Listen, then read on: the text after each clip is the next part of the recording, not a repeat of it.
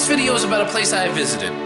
I haven't visited this place in decades, and I always wanted to go back because I remember it as a kid, but memories are really hazy things, and you can't always put a whole lot of stock in what you can actually remember from when you were a teenager. So without ado, here we go.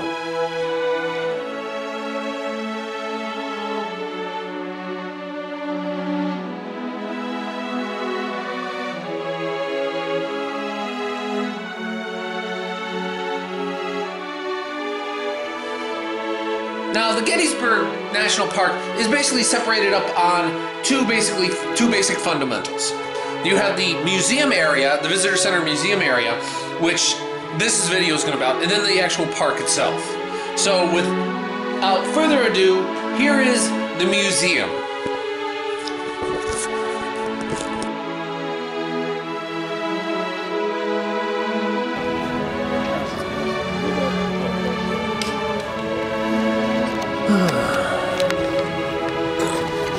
Here I am touring around.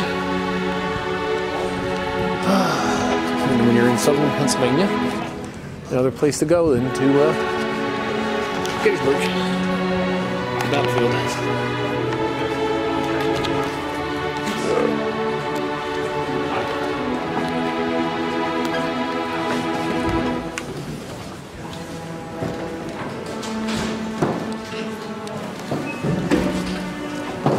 Of course they have a gift shop. You always got to have your gift shop.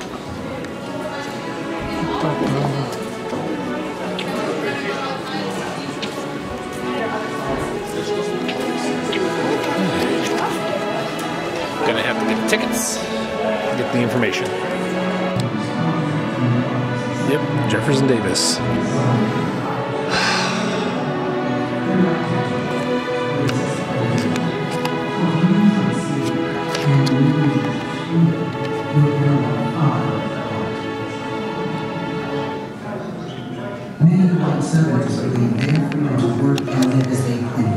You know, I've never actually read Uncle Tom's Cabin. Slavery represented unfair competition, a threat to their right to work and live as they pleased. The North's economy was changing and diverse. Many in the North trumpeted the virtues of free labor, the idea that workers should be free to enjoy the fruits of their labor and the possibility of a better life. Social and political tensions between North and South periodically flared, but U.S. expansion into the West set the rivalry ablaze. As new territories were formed, the balance of power would shift towards states that argued for the right to freedom or toward those that argued for the right to slavery. All the complex issues came down to that. It was a rivalry that drove the fortune. Which already dawned the Estates were rising. and all the states north of that line have united in the election of a man to the high office of President of the United States, whose for intent purposes are hostile to slavery. Such an event Pretty big museum. Which section of the country would suffer most or suffer longest? Declaration of Independence from South Carolina. Huh. A little hard to read. I'll have to look it up on the internet. Fort Sumter. These are some of the shells that were fired on Fort Sumter. Kind of the interesting fact about Fort Sumter is no one died. The first real battle of the Civil War, and nobody dies.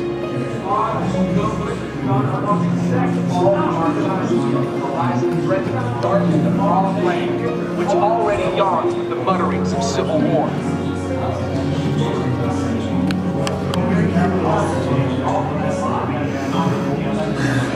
You know, Jefferson Davis was a real piece of work. I mean, he tried to keep up the fight even after he had lost, and he gets a pardon.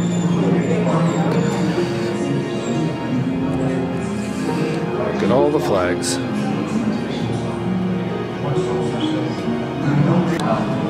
small Confederate army under Stonewall Jackson, bloody, looted, and defeated nearly 4 times as many Union troops in a series of clashes in May and June.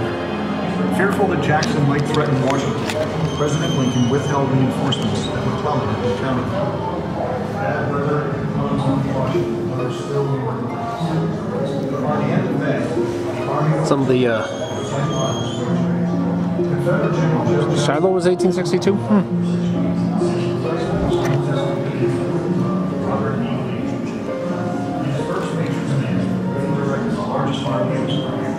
Some 90,000 men. On June 26th, at Mechanicsville, he struck. 7 days battles followed. Union clashes at Gettysburg, Savage's Station, and Melville. These troops pushing the odds of 120,000 men down the peninsula.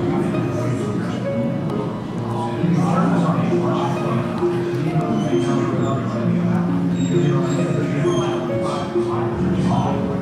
After 2 days of bloody fighting, Confederate General James launched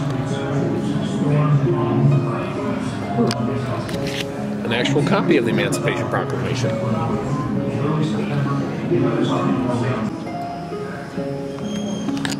That's what that's how big they'd be.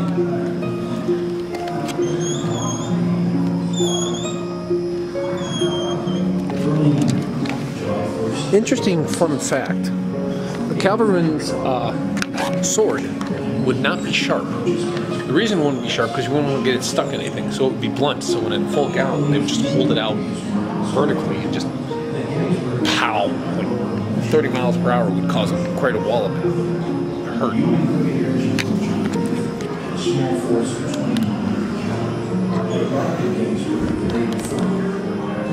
Buford recognized that the network of roads emerging at Gettysburg could aid in concentrating the Union Army, and that the terrain, a series of ridges and hills, could provide good defensive positions. He deployed outposts and picket lines, troops on the lookout north, east, and west of town, and sent an intelligence report back to Major General John Reynolds, commander of the nearest Union. Big flag. Positions to inform and will enforce these. On the east, Confederates penetrated the zone, but Union forces drive them back in deadly hand. Captured flag from the battle. At Cross Hill, Confederates outnumbered 45th North Carolina Infantry. with the advantages of higher ground and entrenchments. Union troops hold out, but the Confederates gain a foothold on the hill. The fighting ends around midnight with 20,000 casualties for the day. The two armies are locked in a death grapple. Each side believes it can win.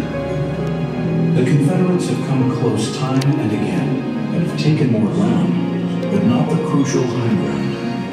The fighting will commence again at first light. Some of those guns. Oh, by contrast, an officer's sword would be sharpened because of probably using hand-to-hand combat. It's different. And of course, Pickett's charge.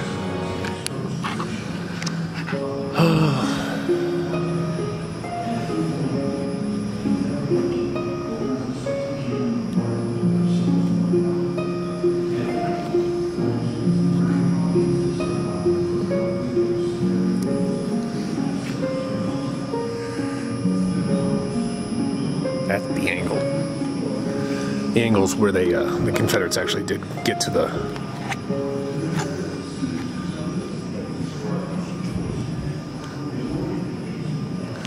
Would have taken them about a half hour to cross the field, which would be freaking crazy.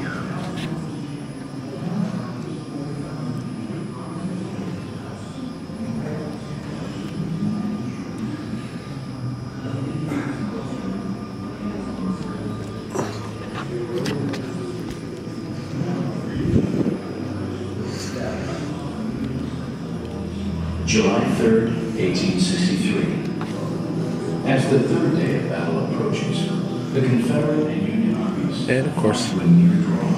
On the previous day, Confederate forces gained ground, but not the crucial time. General Lee knows overnight, the generals prepared for battle.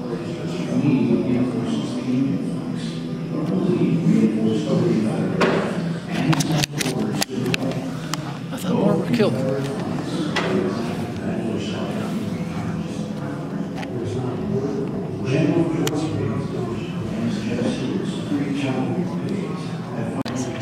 Gettysburg attorney David Wills had written to the president requesting that he set apart the cemetery grounds to their sacred use by a few appropriate remarks. Some of Lincoln's own writings. Speech by the famed orator Edward Everett and the musical interlude.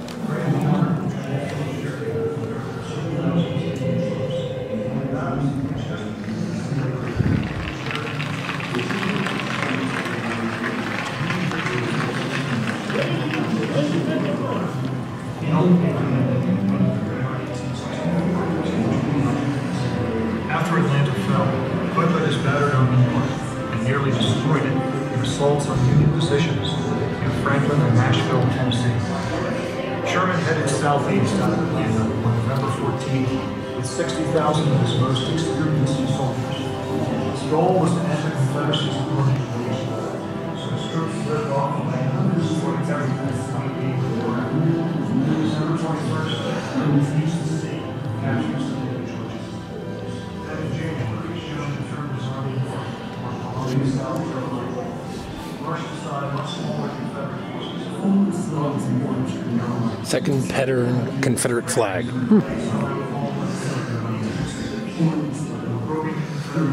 Lincoln, who won his re-election, surrendered General Lee. I've been to Appomattox too. He died right away.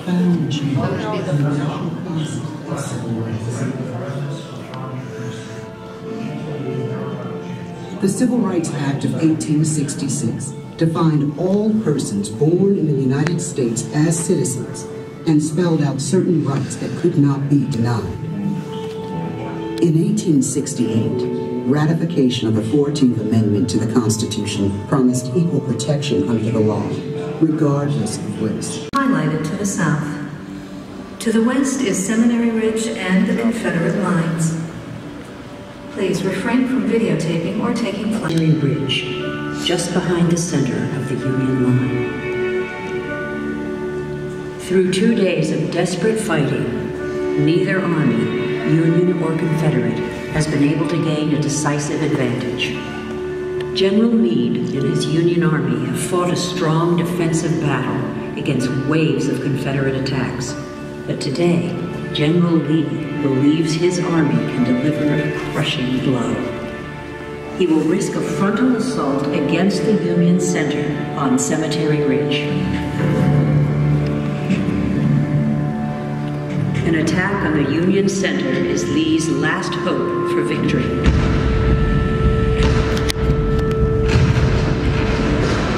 At 1 o'clock, 150 Confederate cannon opened fire. Union guns thunder back. Massive bombardment continues for nearly 2 hours.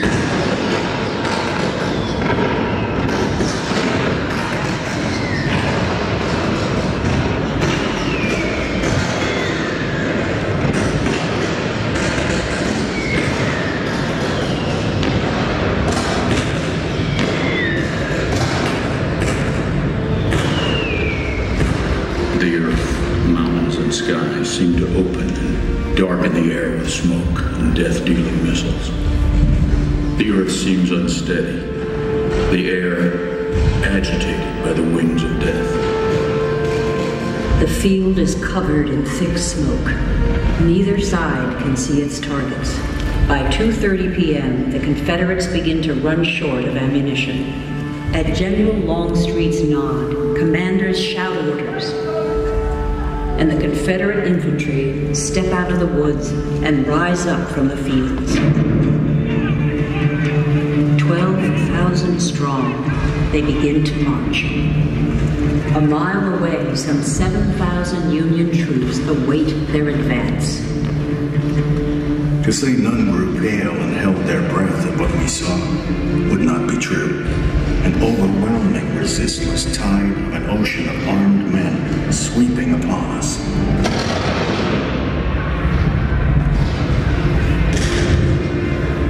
Slowly but steadily, we marched forward. At every step, some poor fellow would fall. As his pitiful cry would come to my ear, I almost imagined it the wail of some loved one he had left at home. The Confederates traverse 1,000 yards in parade ground order, closing ranks where Union artillery tears holes in their line. Our men reserved their fire and allowed them to come so far as in their judgment was far enough, and then blazed upon them such a withering musketry fire as literally mowed them down.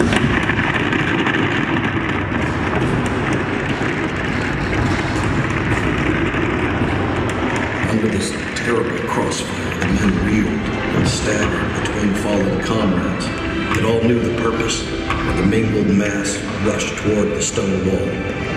In minutes, scores of men fall on both sides. Union soldiers overwhelm the Confederate attackers. The line springs. The crest of the solid ground with a great roar heaves forward its maddened load. The last and bloodiest fight of the great Battle of Gettysburg is ended.